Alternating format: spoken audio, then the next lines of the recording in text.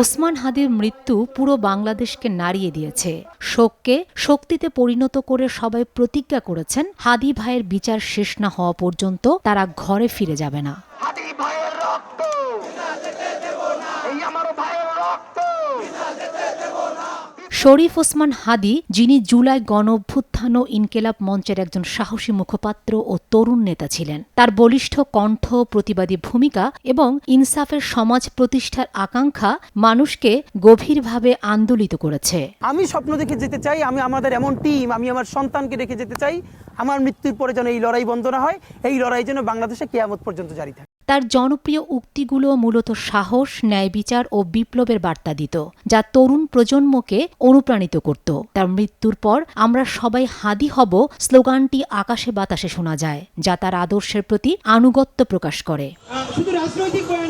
তার আন্দোলনের মূল লক্ষ্য ছিল একটি ন্যায়ভিত্তিক সমাজ প্রতিষ্ঠা করা, যা সাধারণ মানুষকে আকৃষ্ট করে। তার আত্মত্যাগ ও বক্তব্য তরুণদের মধ্যে বিপ্লবের স্ফুলিঙ্গ জ্বেলেছিল, যা তাকে বিপ্লবের আলোকবর্তিকা উপাধি দেয়। তিনি তরুণদের কাছে একজন আদর্শিক নেতা হিসেবে পরিচিতি পান।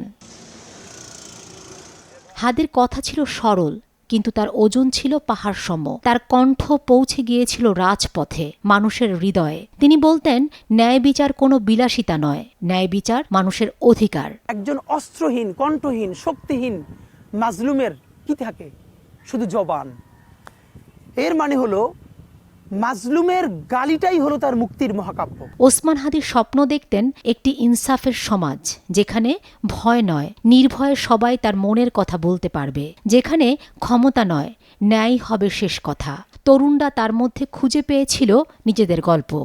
এই বীরের কণ্ঠ নিভিয়ে দেওয়া হলো, সন্ত্রাসীদের গুলিতে তিনি শহীদ হলেন, কিন্তু তার আদর্শ থামেনি। তিনি মানুষের ভালোবাসা এতটাই ধারণ করেছিলেন যে দেশ জুড়ে মানুষ রাস্তায় নেমে বলেছে, আমরা সবাই হাদি হব। এই স্লোগান শুধু শোক নয়, এটি প্রতিজ্ঞা, ভয়ের বিরুদ্ধে দাঁড়ানোর প্রতিজ্ঞা, ন্যায়ের পক্ষে থাকার প্রতিজ্ঞা। আমার ভাই বোন তারা পাগল হয়ে যাচ্ছে। হাদিকে শেষ বিদায় জানানোর জন্য হাজার হাজার মানুষ তার জানাজায় অংশগ্রহণ করেছে। সবাই আবেগে আপ্লুত। হাদি আজ নেই, কিন্তু তার সাহস, তার স্বপ্ন বেঁচে আছে, যা হাজারো কণ্ঠে প্রতিধ্বনিত হচ্ছে। যতদিন অন্যায় থাকবে, যতদিন ইনসাফের লড়াই চলবে, ততদিন শরীফ ওসমান হাদি বেঁচে থাকবেন লাখো তরুণের কণ্ঠে। ফাতেমা শিলু, সময় সংবাদ।